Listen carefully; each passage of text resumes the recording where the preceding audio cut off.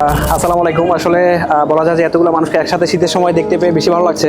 বলা যায় আমরা সবাই একসাথে ওয়াইসি মেম্বার চট্টগ্রাম আমরা বের হয়েছি শীতের এই যারা অসহায় বা দুস্থ মানুষ আছে এই রাস্তার পাশে দিয়ে রাত কাটায় তাদেরকে একটা কম্বল বিতরণ করার জন্য। আসলে বলা যায় আমি খুব ব্যস্ত থাকি, তারপর আসলে এই ছোট আয়োজনগুলোর সাথে থাকার চেষ্টা করি সব সময়। কারণ হচ্ছে গত বছরও আমি ছিলাম, গত বছর এই আয়োজনটার সাথে ছিলাম কম্বল বিতরণের। বলা যায় আমার কাছে এই ধরনের মানবিক কার্যক্রমের সাথে থাকতে পেরে সবসময় ভালো লাগে।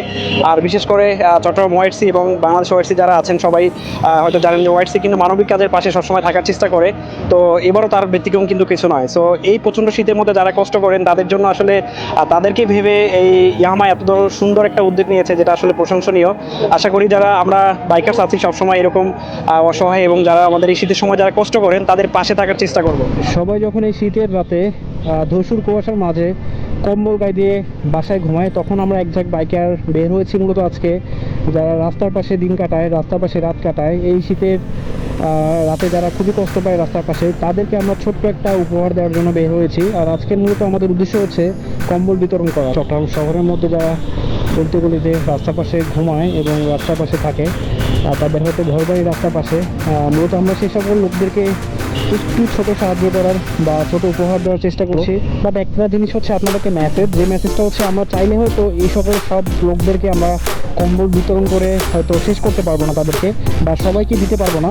বাট আমাদের যে উদ্দেশ্য সেটা হচ্ছে সবাইকে একটা অ্যাওয়ারনেস দেওয়া, যেটা হচ্ছে বাংলাদেশের যারা এরকম আরও অনেক লোক আছেন যারা রাস্তার পথে খুবই কষ্ট করেন, তাদেরকে এই ছোট্ট সহযোগিতা যদি করতে পারলে হয়তো আমাদের ভালো লাগতো। আর সবাই যদি আমাদের নিজ নিজ অবস্থান থেকে নিজ নিজ জায়গা থেকে এইটুকু সাহায্য এগিয়ে আসার চেষ্টা করি, তাহলে হয়তো আমার মনে হয় যে আরও অসংখ্য মানুষ যারা এরকম রাস্তার পাশে কষ্ট করেন তাদেরকে হয়তো আমরা এই সহায়তাটুকু করতে পারবো। সবাই নিজ নিজ জায়গা থেকে নিজ নিজ এলাকা থেকে যারা বাইকার্স আছেন, কমিউনিটি আছেন, ছোটোখাটো এরকম উদ্যোগ নেবেন। অন্তত আপনি 500 কম্বল বিতরণ নাই করেন, আপনি 200 কম্বল বিতরণ করেন। আপনি 200 না পারেন, আপনি 10টা কম্বল বিতরণ করেন। 10টা কম্বল বিতরণ করা হলে অন্তত 10টা মানুষের এই উপকারটা হবে। সো আমাদের মূলত সেটাই উদ্দেশ্য, আপনাদেরকে জানানো যে আসলে সবাই নিজ নিজ অবস্থান থেকে এই জায়গাটাতে এগিয়ে আসুন।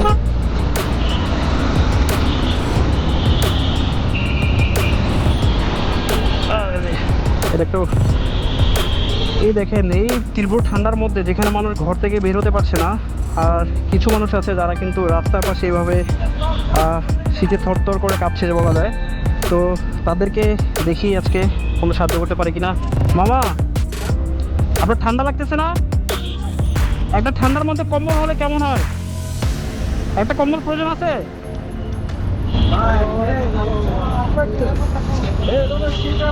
আমরা মূলত সেই কম্বল নিয়ে এসেছি, আর সবাই মিলে একসাথে এই কম্বলগুলো বিতরণ করব। আর সবাই মূলত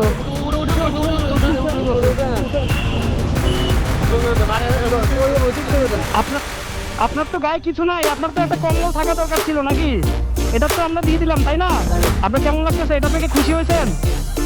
আমাদের মতো যারা বাইকার্স আছি, আমার পরিবারের সদস্য আছে, এদের জন্য সবসময় দোয়া করবেন। Thank you. এখানে একটা দরকার ছিল, আছে আছে। আসলে যার অনেক বেশি প্রয়োজন, এখানে কিন্তু অনেক মানুষ আছে যাদেরকে কিন্তু কম্বল দিলে শেষ হবে না। হয়তো আমাদের 200-300 পিস কম্বলই হয়তো আমরা বিতরণ করবো, বাট এই 200-300 পিস কম্বল কিন্তু সবাইকে দেওয়া সম্ভব না। কাকা, আপনার কম্বল নাই? ঠান্ডা লাগতেছে না আপনার? আপনি কি এখানেই থাকেন সব সময়? এখানেই থাকেন? একটা কম্বল দরকার আছে আপনার? আসলে এইসব মানুষগুলো কাউকে বলতেও পারে না যে তাদের কতটা কষ্ট হয়। সো আমরা সবাই মিলে হচ্ছে তাকে একটা কম্বল দিচ্ছি। মূলত অনেকগুলো মানুষকে একসাথে কম্বল বিতরণ করলে একটু ঝামেলা হয়ে থাকে, কারণ অনেক প্রয়োজনীয় বা অপ্রয়োজনীয় মানুষ আসলে চলে আসে বলা যায়। তো আমরা কিছু প্রয়োজনীয় মানুষকে জড়ো করেছি একসাথে, যাদেরকে একসাথে কম্বল বিতরণ করার জন্য এসেছি। যারা দেখতে পাচ্ছেন ম্যাক্সিমামই বয়স্ক এবং এই রাস্তার পাশে তারা হচ্ছে সময় কাটায়, তো রাত কাটায় তারা রাস্তায়। এই যে ছোট অসহায় বাবু দেখতে পাচ্ছি। তোমারও কম্বল লাগবে? তোমারও লাগবে?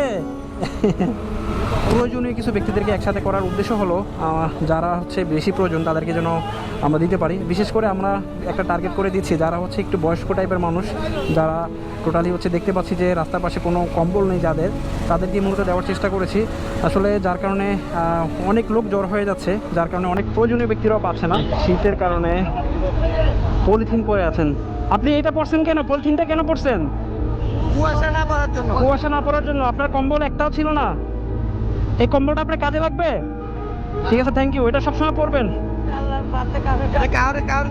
এটা কাউকে দিবেন না, সাবধানে রাখবেন এবং আমাদের জন্য দোয়া করবেন সবসময়।